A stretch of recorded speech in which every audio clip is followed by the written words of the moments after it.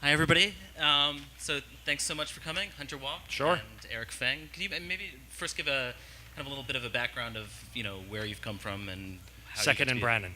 What? Second and Brannan. I walked over. Okay. Is that not what you meant? Starbucks. Kew Gardens. Yeah. So I'm with a fund called Homebrew. It's an early stage venture fund that my friend and partner Satya Patel and I started 3 years ago. I'd say we try to be partners of conviction for those first 2 years. So we're often sort of the first venture money into a company and want to be not just the person you call when things are going well, but you call when you're still trying to figure stuff out.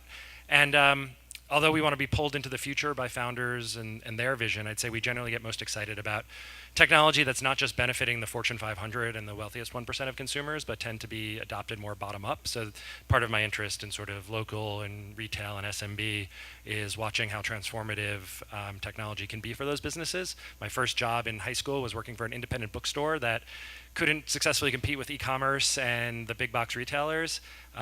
Pricing and all those things are part of it, but we didn't. This was 15 years ago. We just didn't have the tools to do anything we wanted to do either. And so it's amazing to see software start to close that gap. Great. My name's Eric Feng, and I work at a venture capital firm called Kleiner Perkins. I focus there on early stage consumer internet companies. More specifically, I take all of Hunter's companies and I mark them up. And Kleiner Perkins, we are a 44-year-old venture capital firm, been around the block, had the pleasure of investing in companies like Compaq, Netscape, Google, Amazon, and more recently Twitter, Uber, Airbnb, Nest. So just a very diverse range of companies. And prior to joining Kleiner, I spent my time in operating roles mostly at media and technology companies. So I worked at a company called Flipboard, which is a Kleiner portfolio company, and another company down in LA called Hulu. So I was going to say, I don't know if we were sort of put on this, this panel for juxtaposition of, sort of conflict and point of views, but we sort of met first when I was at YouTube and you were at Hulu. yes, So we've been mortal enemies for the last decade. Finally we meet Eric. That's right. So, and you were also at Apple, right? No. Nope. No, I was. I guess not. No, I was at an Apple store. I use a MacBook. Okay. I have an iPhone. No, I started out here in something even crazier than Apple, building a virtual world called Second Life, and then went over to Google, where I was at Google and YouTube for about 9 years. Cool. So part of the reason why we have a panel of investors is because it feels like a lot of the people who come to pitch you ideas are pitching the ideas that we won't maybe see in fruition for another 2 years. And so I'm wondering if there's any kind of new trends in the things that you're being pitched, or kind of ideas that have sort of bubbled up in the last few weeks or in the last few months that you think might have an impact on local in the future. Do you want to do bots, or should I do bots? You want to flip a coin? We'll flip a coin. Kick it off. Yeah. So I mean, I think venture is interesting at the stage that we do it. We have to be early or contrarian, I think, in order to actually make money. And so some of it is when you see too many people thinking about the same thing, that sometimes worries me. And we're definitely seeing a lot of people now sort of gravitate towards the idea that chat interfaces are going to be increasingly growing in popularity in a way that you not just talk with your friends, but maybe you talk with more and more businesses. And so we're seeing folks try to build intermediaries for that. So trying to build the point of destination that you'd open up to sort of start talking to any business. And of course, that's sort of has the same problem as a marketplace does. Do you go and try to get the businesses on board first, or do you try to get the consumers? And then how do you make sure that you can compete effectively with the Googles, the Facebooks, the folks who already have relationships on both ends? Potentially more interesting are folks who are saying, well, let's build the picks and shovels for this. If you have businesses that are used to 20 years ago using the phone to talk to their consumers, now sort of 10 years ago we're expected to have an email address. Maybe 3 years ago, a Twitter @ handle or some other social media connection. Is live chat supposed to be a next wave of default communication for businesses? And if so, how do you build that into their workflows? And can you give them different tools to sort of triage inbound conversational text, or some of those need to be responded to right away? Are you open? Does that even need a person to respond to it, or should the technology be able to essentially parse that question and return automated information? So how can you, as maybe a small retailer, appear big? Quick question for everyone. Did any of you read Mary Meeker's Internet Trends Report that came out last week? Anyone? Sweet. Remember slide 97? Well, I was going to reference 98, but we'd start with 97. No, for those of you who haven't read it, it's an amazing report, shameless plug, but I think does a great job of answering the question about what are interesting opportunities, what are the macro trends, and just a few things that I'll borrow shamelessly from Mary. One that we're very excited over at Kleiner is the idea that there's a new class of consumers in millennials that are not only a very large demo, the largest demo in the United States, but also the largest demo in our workforce today. So it's a large population that also has buying power, and the way they consume things, not just how they purchase, but how they consume media, how they consume music, how they consume services, is very different than previous generations. So I think that opens up a lot of opportunities for new companies that are going to do business in different ways. Another interesting trend that Mary highlighted was the rise of new interfaces. The one that she chose to focus on was conversational and speech with things like Alexis and Google Home, but new interfaces is something that we've been tracking for quite a while because 20 years ago, when you're interacting primarily with the computer, the idea of a keyboard and mouse for input and a monitor for output was pretty good, and that's pretty optimized. It's harder to actually input things faster than a keyboard. It's hard to output things faster than looking at a monitor, especially a big screen monitor. But when computing is a watch or a phone or something in your ear or just something on the wall listening, input and output changes completely. So I think that opens up also a bunch of very interesting ideas that we can dive into as well. But those are two high-level trends that Mary talked about in her report and something that we've been following closely over at Kleiner.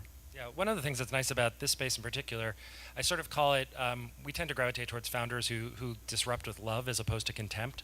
So rather than sort of seeing, let's take the stereotypical 22-year-old engineers who see a large market, and because that market isn't dominated by, folks with technical backgrounds, think it must be broken. And often there are, things that can be improved, but I think you really need to have sort of empathy and understanding of the customer. So a lot of the companies we've backed, you usually have a founder who either had personal experience working in the industry they're solving for, or maybe it was the family business or some other depth to answering the question of, why do you want to work on this for 10 years? This isn't just a question about, can you get Hunter or Eric to want to write you a check? And if so, that validates your idea. Ultimately, it's the question about, is there a problem that's large enough, urgent enough, and valuable enough to want to solve?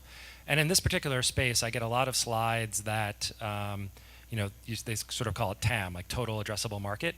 And I always challenge the addressability, because in a lot of retail and a lot of local, you can come up with market sizing that suggests that this is a tremendously large opportunity, but it's one that is the addressability of it has always been difficult, given sort of the different needs of different type of customers. It's hard to group, let's say, local businesses all into one, sort of amalgam and say they all have the same needs. It's because of the often sort of medium to low value per customer compared to, let's say, a Fortune 500 company that you'd be signing up to a large software deal. You can only spend so much to go and acquire that customer, and so how do you get to thousands, tens of thousands of customers, not just hundreds? But I think within the last few years, we've seen a lot of movement in that area, and we have an investment out of New York, a company called Bond Street in the local lending space, business-to-business lending space, and as opposed to going after the folks who maybe are subprime, couldn't access credit, they've actually started to build quite a nice business working with local retailers, agencies, other small businesses that have great cash flow, have access to great banking relationships, but just want to, sort of want a 24-hour process as opposed to a 48-day process to get their hands on capital. And so I think people are moving, quickly trying to fill all these different areas of opportunity given the size of the market. But what I sort of stress to any entrepreneur is, don't just think about market size, think about addressability and what's your particular strategy. And with that addressability, what are some of the things that people most or I guess underestimate or misapprehend about local in the addressability question? I completely agree with Hunter that addressability is always a tricky issue, and specifically as it relates to local, I think a lot of people have been very excited about the idea of urbanization. So over 80% of people in the United States live in cities. That's risen 5 times in the last 100 years. The trend is accelerating even faster outside of the US. So this idea of density creates really interesting local opportunities. However, one way that they can be inaccessible is because of unit economics. So yes, there is density. Yes, there creates an interesting opportunity, but you might be earning $4 and spending 6 to earn that 4, and that happens in a lot of the business opportunities that we see specifically on the local space, where the unit economics are just really hard to make work, even at scale. You lose money, and at scale you lose a lot of money. So that has been one of the challenges that we've seen that is, I think, put a little bit of headwind in going in the local space. Yeah, I know this is a diverse group, not just comprised of folks who are from the Bay Area, but what I'll say is I think one of the blind spots for Bay Area entrepreneurs when they're attacking local is they think about PR as purely sort of tech blogs or national press, as opposed to how do you get earned media at a local level, where that can still sort of move and convert a very first set of customers at a local level, potentially much more so than sort of the New York Times placement that your investors will love, but may not be able to actually sort of catalyze movement within a market. And so we've seen people sort of take interesting kind of rolling thunder approaches to market by market earned media that I think a lot of sort of traditionally tech forward startups just don't think about. Cool. A lot of the companies in local, and when we're sort of faced with new technologies like VR, AR, or like bots or beacons, a lot of the time the companies that come out of that try to immediately find a retail application for these new technologies. When you see founders who are either you've invested in or you're pitching to you that you think are not moving exactly in the right direction, or if they're the realization of their dream is actually not in what the thing that might make money, how do you reroute that, or do you reroute that, or do you just say I'm not interested? No, please. I guess so there's sort of this question about how do you give that feedback before an investment, and how do you give that feedback after you made the investment? I think before, we try to, at Homebrew, named partially after the idea of sort of small batch community made, but also after the Homebrew Computer Club, which was a group of PC enthusiasts that used to hang out on Stanford's campus in the 70s and 80s. It's where Steve Jobs met Steve Wozniak, and a bunch of other, computer geeks sort of started building, the Silicon in Silicon Valley. Sort of we believe in generally sort of being accessible. So we tend to get a lot of interesting inbound from folks, and we always try to respond to it. And generally, what I try to help most people understand is the difference between, or what I see more often is not something that I don't think will work. It's trying to help them understand the difference between what venture money is good for versus other types of capital. Because in some ways, there's no way to ruin a good business quicker than to take venture capital. Because venture capital has expectations around growth, around outcomes that are sort of power law businesses or power law outcomes. So the idea being that a venture investor isn't looking at an opportunity and saying, can I make 2 times my money, 3 times my money, which would be a great outcome in a lot of scenarios. They're saying, what is the chance for this, to be 50x, 100x, or more my return, over the course of a number of years? Can it become a monopoly, in its industry, a legal monopoly, to be clear? I worked at Google. So it's trying to give that feedback in a way that doesn't sound judgmental. Oh, nice lifestyle business, because I firmly believe there's incredible numbers of businesses that create real substantial value and let their founders and the employees own most of the company as opposed to having to sell it off. After an investment, what I really try to do is ask questions more than provide answers, because I think companies need to learn and own their own decisions. Even if I believe I'm right, it's very rare that the best way to sort of convey that to the organization is to try to say, I'm your investor, or I've done this before, here's what to do. Because even if they listen to you, which I don't think they always should, there's this sort of old line of, if you're a CEO and you never listen to your board of directors, you may get fired, but if you're a CEO and you always listen to your board of directors, you will get fired. And so ultimately, we want to invest in people who can take feedback and take probing questions, but then own the decisions they're making. At the seed stage, there's really nothing more you can do to create value for yourself as an investor than help that company sort of find its way, become the best version of what it can be. If I wanted to script the outcome, I should be building a company, not investing in it. I think Hunter mentioned a bunch of really great points, and the one that you can't underemphasize or you can't overemphasize is just how important teams are. The old adage that a great team can fix a bad idea. A great idea can't fix a bad team, and that's very, very true. And at Kleiner, we have a long-term view with how we engage with companies. So when we invest in companies, we say that we marry them. We don't date. We get married. For example, we invested in Amazon and Google almost 2 decades ago. We're still on the boards of those companies today. So very long commitments that we make in companies. And what we've noticed is, I don't want to draw too many corollaries with dating and marriage, but there is something, and we've looked at this along with, in our firm and also with a bunch of other VC firms on Sand Hill Road, but we've looked at tenure that you've known an entrepreneur before making an investment, and then the outcome of that investment. And we found that they're actually directly correlated. They're not one-to-one correlated. It's not like for every year that you know an entrepreneur, you get X incremental higher outcome. But they are, if you plot it, there is clustering that happens. There are directionally correlations that the longer you have a relationship with someone, the longer you know the entrepreneur, you will generally tend to have better outcomes. And that's something that we think about a lot. So it's important if we're going into this long-term relationship with an entrepreneur that we just get to know them. And we're very fortunate in our fund in that it's set up that we can take multiple shots on goal with these companies. Like, Hunter's kicking my ass on the seed stuff all the time. And if I miss it, though, he'll send it to my way and I can catch it at the A. But let's say we miss it at the A, we could even do it at the B, and we even have a growth fund that we can catch it in at a later stage. So for us, it's never a transactional relationship, it's an ongoing relationship, and I think that that's the mentality you have to have because it is a marriage that you enter into with these entrepreneurs. So with the ongoing relationship, does it matter whether you like them or not? Well, the key is as long as they like us. No. Life's short, and it's always so much more fun to invest in a company where you generally like the people. Yeah. So people have been talking about we're sort of coming a little bit out of a funding bubble. Could you talk a little bit about kind of the climate and where things are now, or is it inflated, or valuations too high, too low?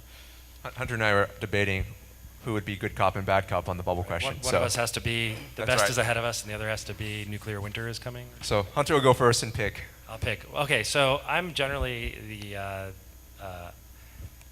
optimist, and I think there's a lot of people. So this industry moves so quickly, and there's so many people from the investment side that haven't even been through a sort of prolonged downturn, let alone like 07 and 08. That sort of returning to normal can seem like a downturn if you sort of have only been investing through the upside of a business cycle. What I basically believe is maybe a decade ago, technology was still sort of a vertical. It was something that was alongside or only a sliver of the macroeconomy, but now every business is a software business, and so technology generally moves with the overall macroeconomy.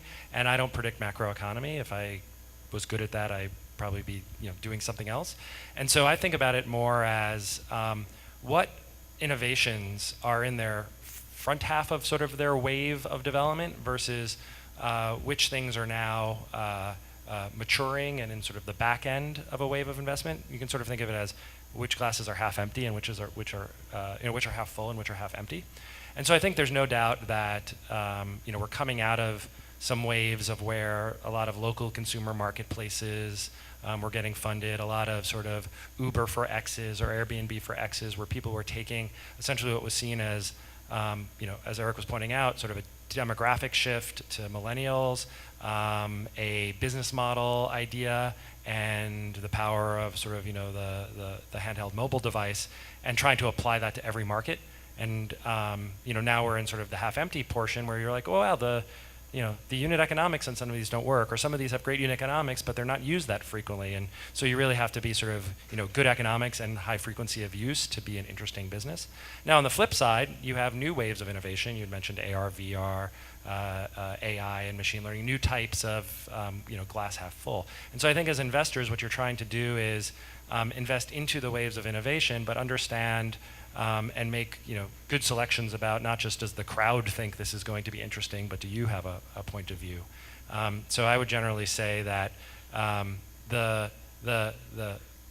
inflation and popping of bubbles are felt within sort of particular markets, particular business types, rather than the sort of tech funding as a whole. There's a lot of money waiting to be put to work in startups. Certainly. Tons of money, totally agree with that. Still a lot of money on the sideline, a lot of investment dollars out there.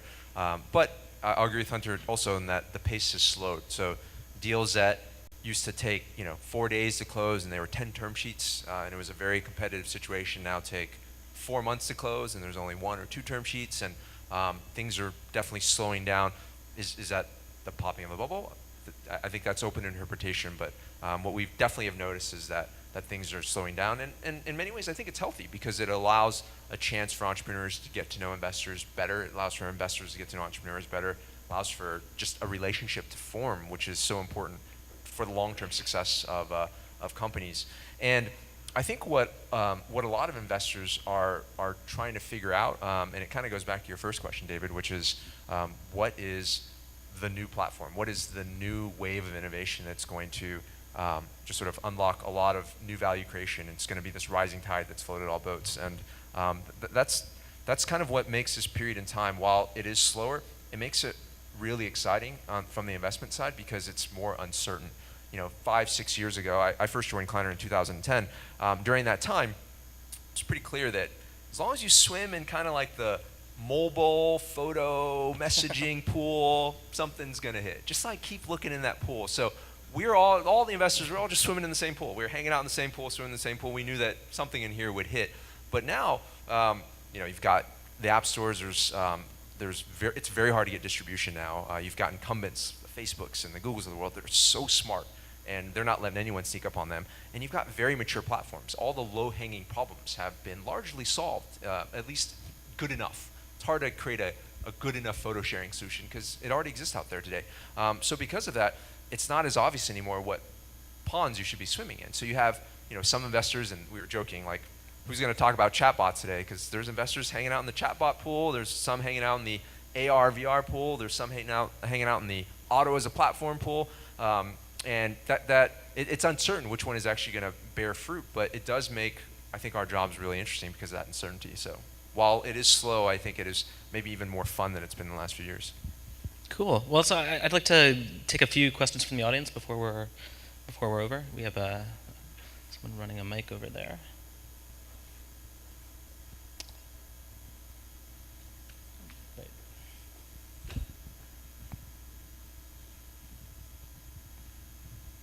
Hi. So for some of the startups that kind of copy the Uber X model, business model, that have problems with their unit economics, do you think that one of the problems is that they probably didn't found market product fit, something like that?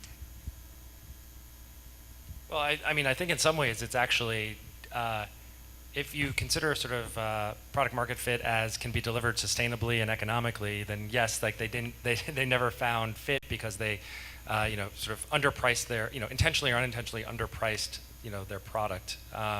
I think there is, and this was something Eric pointed out, is, what is one of the byproducts of a enthusiastic funding environment? It's often the, perception, sometimes incorrect, that there's a land grab, that we need to acquire to get these customers, and then once we have them, we'll be rewarded for growth, and we'll figure out how to monetize them later, either by raising our prices or selling them more of what we're offering or getting into adjacent categories. And that's a dangerous proposition because you're sort of feeding venture money into your furnace with very little supply. You just keep turning around and hoping there's another shovel full of cash for you there.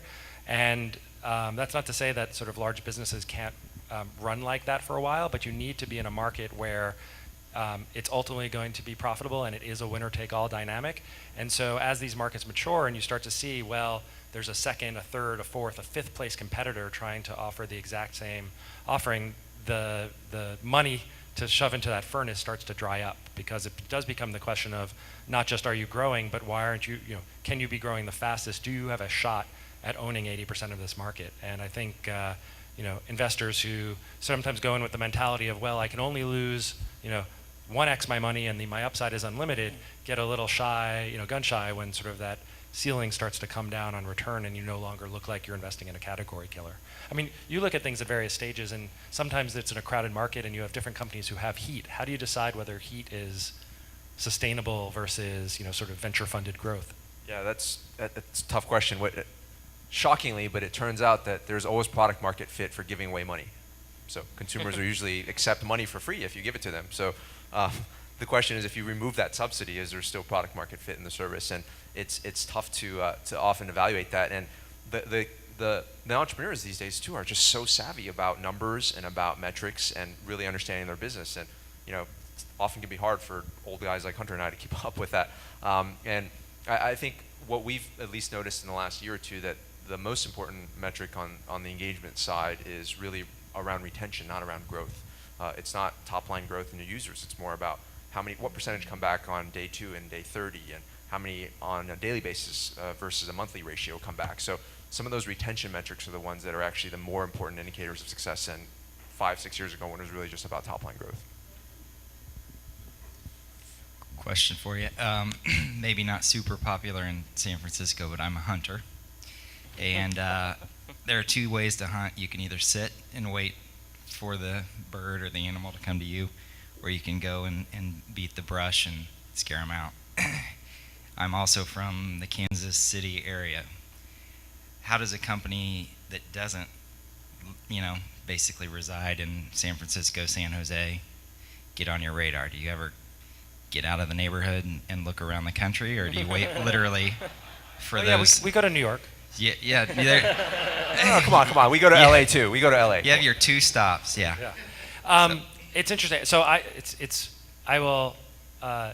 what I believe is not what I practice. So what I practice is as a small new 2-person fund that wants to stay small purposefully and wants to be pretty hands-on with companies, is that we can only spread ourselves to so many geographies. So it's very hard for me to invest in a company in a geography where I don't think that over some number of years I'm going to be able to invest in a handful of companies to where I can build a reputation, I can get to know the local ecosystem.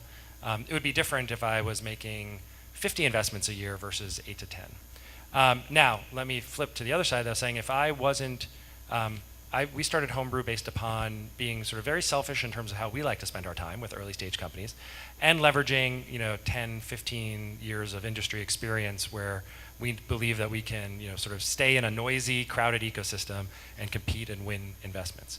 I think some of the most exciting opportunities are actually happening outside of the Bay Area, outside of New York, outside of LA, when there are companies that have an advantage for where they're located and not a disadvantage. So rather than it be, well, this is where we live and we're trying to create a company that really should be based in New York because its customers are financial institutions, but it's whether it's Kansas City or another city that has access to local technical talent, or is innovating on top of an indigenous economy, so your partner ecosystem is there. I think conveying those types of rationales for location and the juxtaposed against the sort of the size of the opportunity is sometimes what will sort of turn heads of venture capitalists who otherwise are just sort of used to looking in their backyard. But it's very hard sometimes. No amount of data can sort of overcome like my model limitation, which is there's 2 of us, and we can't be everywhere. Coincidentally, we've made 1 investment in Kansas City, so maybe we'll make a second one. Cool. I think that's all. That's all we have time for. But please. I'm always so you have my handle, Twitter handle, but hunterwalk at homebrew.co is usually a better way to reach me than trying to grab me after this. Similarly, Feng at kpcb.com. Email us anytime, and I'll forward it to Hunter. Cool. Thanks so much.